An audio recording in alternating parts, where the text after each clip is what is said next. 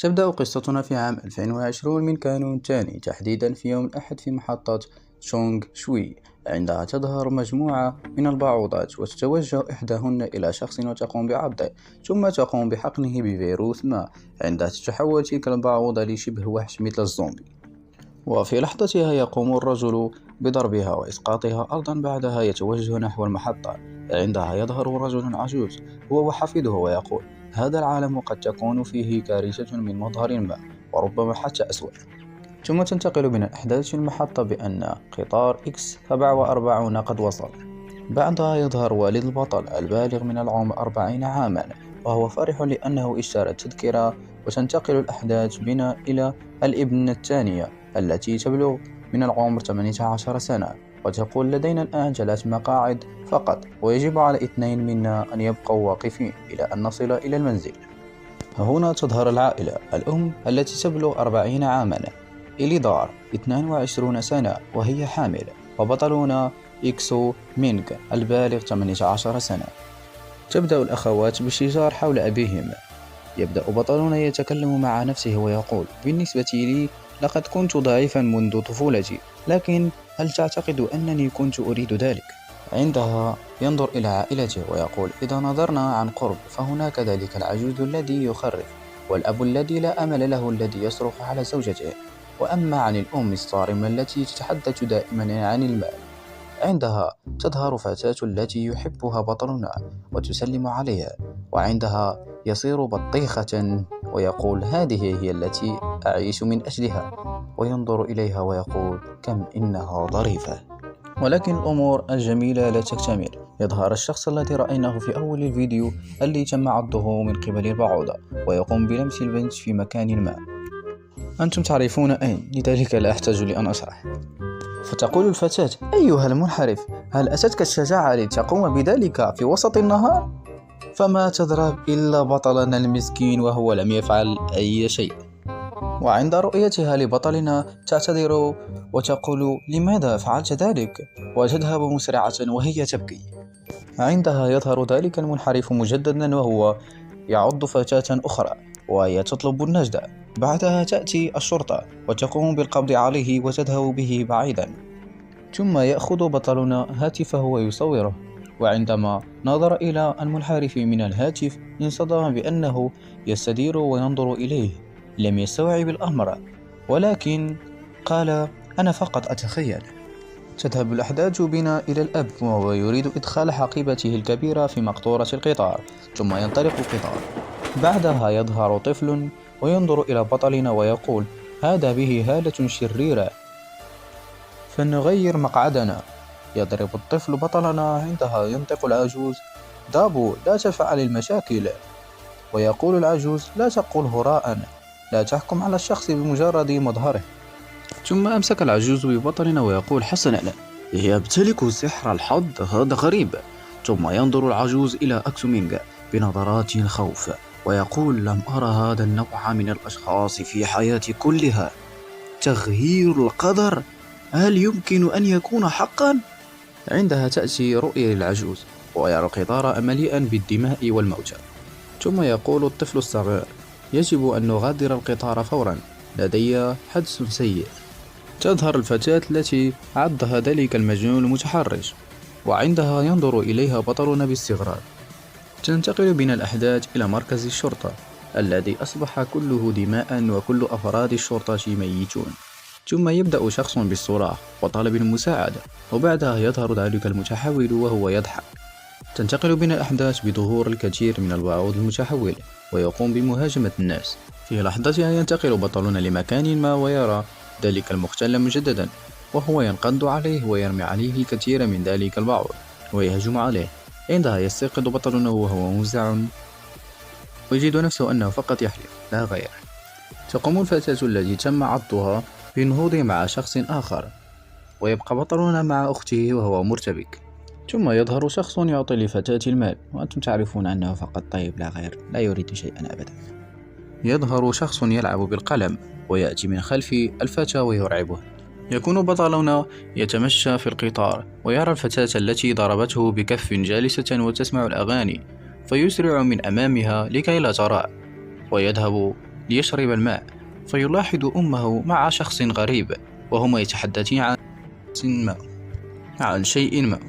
ثم يظهر مذيع وهو يصور أحد من المشاهير. فجأة يظهر من خلفه شخص غريب وينظر بنظرات مرعبة، ثم ينقض على الفتاة ويبدأ الكل بالهروب، ويكون ذلك المصور لا زال يشغل لايف. تذهب بنا الأحداث مع الأب وهو مع أحد من المحققين. عندها تظهر ابنته وتقول له: هل تدخن؟ بعدها تأتي الفتاة الأخرى وتقوم بالدفاع عن أبيها، ثم يبدأ بالشجار، ثم يغادران كليهما. يظهر المحقق وهو يقول: إن الأجواء ستكون سيئة ربما. يعبر بطلنا من القرب من أبوه ثم يسرع.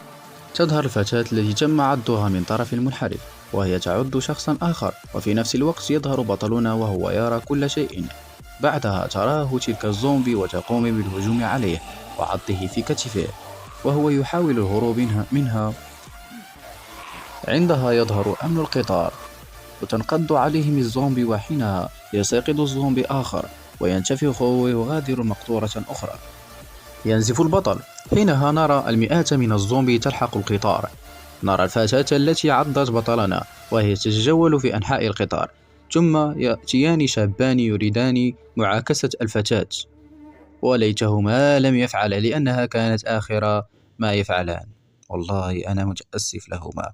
ثم تنقض عليهما ثم تبدأ بعضهما، فيرتعب الكل ويتحولان الفتيان إلى زومبي هما كذلك، ويبدأ الزومبي بعض كل ما يراه أمامه. يرتعب الكل ويبدأ بالهرب. عندها يظهر شخص ما وهو سعيد ويحمل سكينة. تظهر بنت المحقق وتقول: هناك هجوم على القطار. نذهب إلى بطلنا وهو جالس في الأرض وهو يعاني، ثم يبدأ الفيروس بالانتشار في دمه. عندها يبدأ بطلنا بالهلوسة وتخيل ويتذكر كل التنمر الذي كان يتعرض له. عندها تظهر أخته وتتوجه إليه وتتفقد نفسه وتحاول إنعاش قلبه. عندها تأتي للعجوز رؤية بأن هناك العديد من الوحوش والكثير من الأشخاص يلقون في بركان ويمسكون بسلاسل ويصرخون. بعد ذلك يستيقظ أكسو مينغ وأخته تحاول إيقاظه وهي خائفة عليه. عندها تأتي زومبي لعض أخته. عندها ينهض البطل وتبدأ قوة غريبة بالدخول إليه، وتزداد سرعة نبضه وتشفى جروحه، ويبدأ بالتحول ويصير لون شعره بالأبيض. تهجم عليه الزومبي ثم يبدأ بضربهم وأخته مستغربة. عندها يقف بطلنا مستعدا لمواجهة المزيد منهم.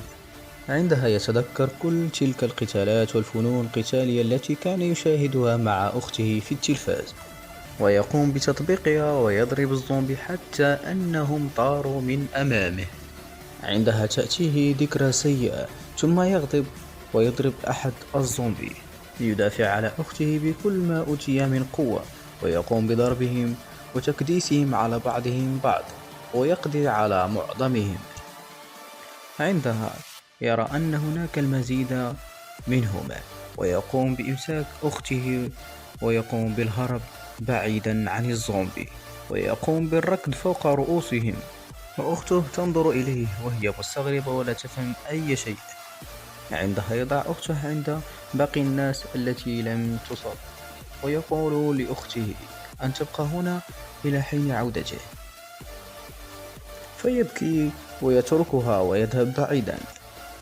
عندها يغضب ويقفز على الزومبي ويبدأ في تكسير جماجمهم واقتلاعها من مكانها وقتلهم. وتنتقل بنا الأحداث إلى المدينة التي اجتاحها الزومبي والباعوض المتحول. تكون هناك مراسلة تبث كل ما يحصل وأن قوات الشرطة تحاول القضاء على الزومبي. عندها كان ركاب القطار يشاهدون ذلك وهم خائفون. بعدها تلتقي أخت البطل بأمها وأبيها وتبدأ بالبكاء. عندها تذهب الأم من أجل إنزال الحقائب من الباب وتريد فتح الباب، وإذ بزومبي يظهر في وجهها، فتغلق الباب بسرعة وتنصدم بما رأت.